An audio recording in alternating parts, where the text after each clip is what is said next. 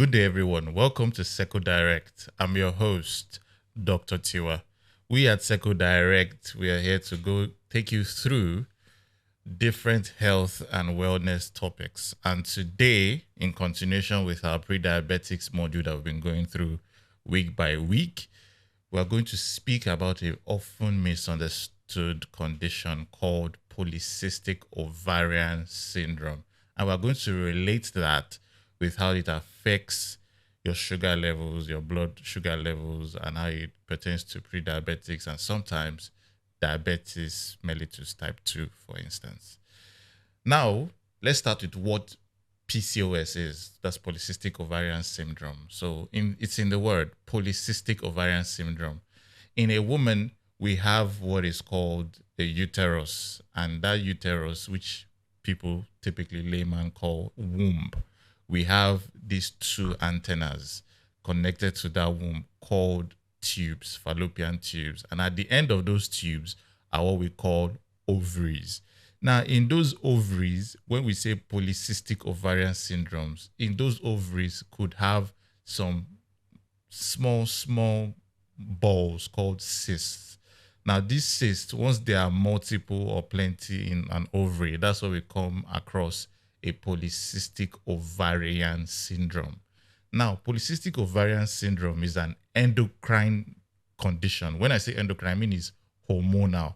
We spoke about insulin and the work insulin does when it's in the blood, moving sugar to tissues that would help use it.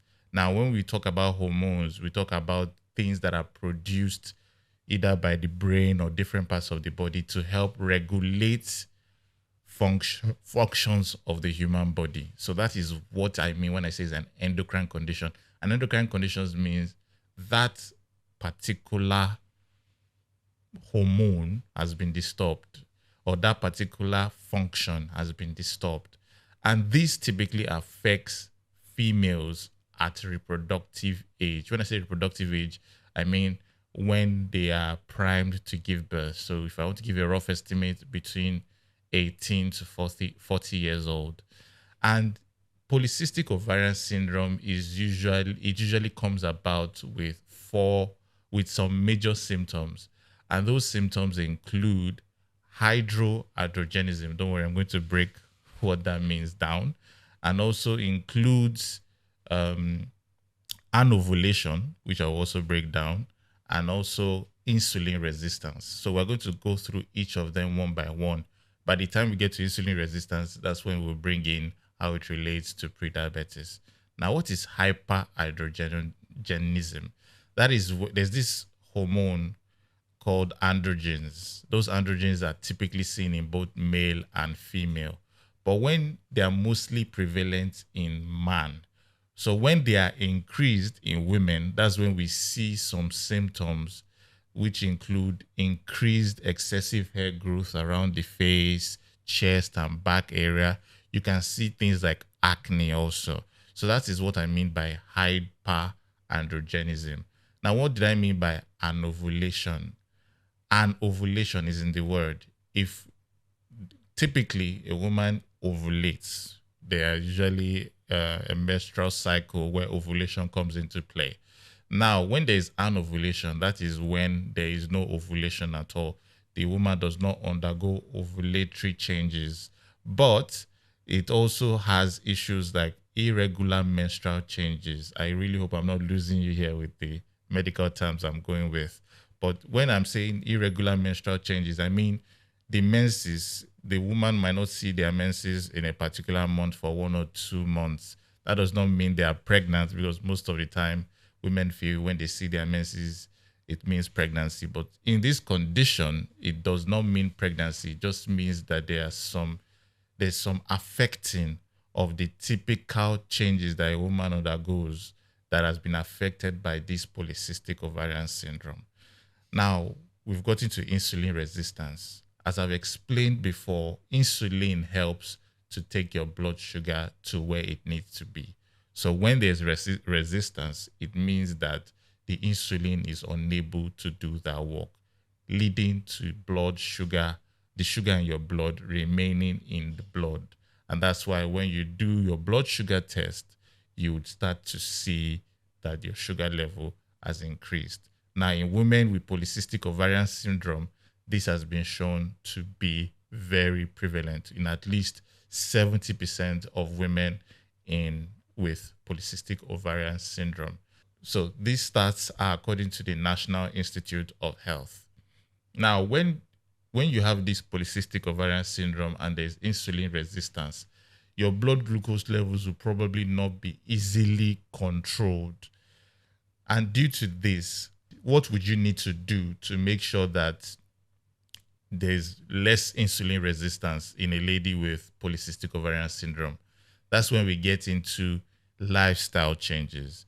What do you do exactly? You change the amount of food. It's also been noted that in polycystic ovarian syndrome, in women suffering from polycystic ovarian syndrome, there's usually increased need to eat. Obesity sometimes has been linked. There's also some genetic link, as we've spoken before in the previous episode. Genetics is what we inherit from our family, conditions that we could inherit from our family or conditions that we can pass down to our kids. Now, when we say lifestyle changes, what do we mean? We mean increased exercise. When you do increased exercise, it leads for your insulin to become less resistant, to start pushing the sugar to tissues that need to absorb the sugar. What do we need to eat? Whole foods, fruits, vegetables, lean proteins, whole grains, rice. Well, a little bit of rice, but a lot of vegetables, a lot of fruits are what I recommended. Make sure you run, you walk, you do some physical activities. Rome was not built in a day, so you have to take it gradually and gradually. You need to make sure that you set goals for yourself and make sure to always have a community to understand the condition that you're in and what you feel where you want to go to with this condition. And they would also help you. And we too will also help you with the right ways that you need to go in terms of treatment of polycystic ovarian syndrome. What we're talking about here basically is how we need to do lifestyle changes that will help with insulin resistance. And once we are able to knock off insulin resistance, your way of life becomes much better and easier to grasp. Now, apart from exercise and apart from eating healthier, we also have medical treatments that are readily available for insulin resistance. Also, do frequent checks with your healthcare providers so as to know which levels that you are in, what progress has been made. Like I said, a comprehensive treatment plan with your healthcare provider regarding how these tests have been done and how to progress forward. And this brings us to the end of another episode of Seco Direct, prediabetes and polycystic ovarian syndrome, the link between them. I hope we've been able to break down these complex medical words for you. And if you have any questions or any suggestions, please go to the comments below and make sure to interact with us. We'll be glad to speak to you about them. I remain your host, Dr. Tiwa. I will see you again.